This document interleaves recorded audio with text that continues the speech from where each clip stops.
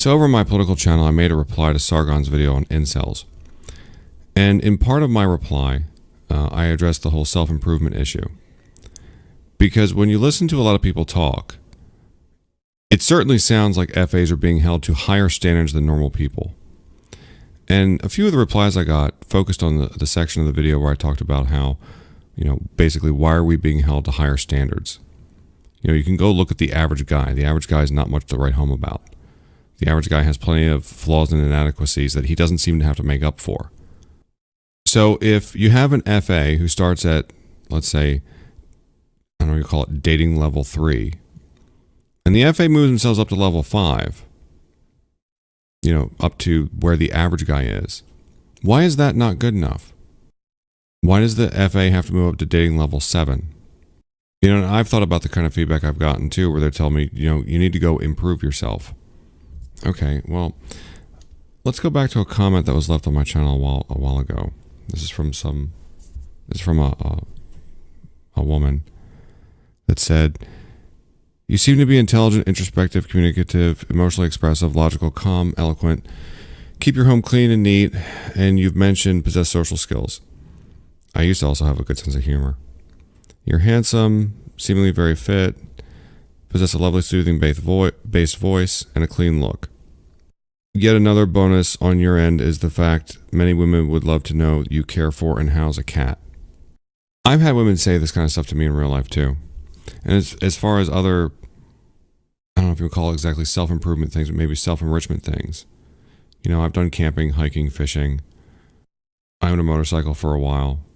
I got into the arts. There was 2 theaters in DC that I would go to see live stage plays. I've been to only 1 symphony. I tried exploring classical music, and some of it I thought was okay, but none of it really ever stuck with me. My favorite artist is William Bouguereau. I like the pre-Raphaelites. I like guys like Waterhouse. I enjoy reading pretty extensively in things like psychology, history. I try to stay up with current events. Yeah, I occasionally play video games, but I keep that to about an hour a day. And you've all seen what I look like. I think compared to the average 40-year-old man, or 42-year-old man now, that I'm probably better looking than average. I'm capable of doing some handyman work around the house. I can fix a sink, toilets, electrical work. I can repair my own computer. And that's just off the top of my head. I'm trying to think about it, but just off the top of my head, that's the kind of stuff that I would bring up. And yet, all of that's not good enough.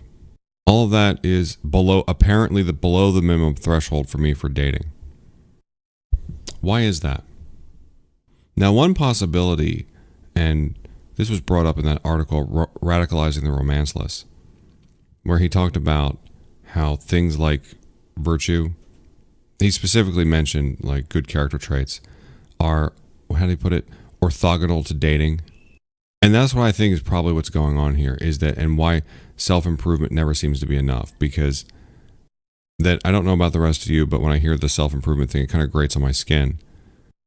Because it certainly, I suspect that whatever it is that allows men to have regular dating lives has very little to do with their character, has very little to do with their personal skills, their interests, their hobbies, their tastes, their passions.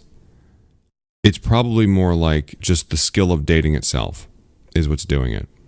Because all of us have seen plenty of horrible men that have had no problems with dating. And yet we're told we're not good enough, but normal people seem to think that it's like they're in this social Darwinian mindset when it comes to dating, or meritocracy mindset when it comes to dating. Like you are succeeding based on merit. And I've had some long conversations with a couple of you guys, like Counselor Guy, or, sorry, I can't remember the name you went by off the top of my head, but the guy who worked for the Fortune 50 company. I've seen what they look like. Counselor Guy looks like a bodybuilder. The Fortune 50 guy, I'm not a good judge of men's looks, but I thought he was pretty handsome. And he was very financially successful. So it seems like a lot of the standard tropes that people think are driving dating can't be what's driving dating. Because there's too many all of us have seen too many counterexamples in our day-to-day lives. And yet normal people seem to be very oblivious to this. Or another possibility would be Normal people are judging on very different standards, but they're not spelling out what those different standards are. You know, it would be like if people were measuring athletic ability by how well you play football, and you tell them, well, I'm a really good soccer player. And they tell you, well, no, you have to improve yourself. Your athletic ability is bad.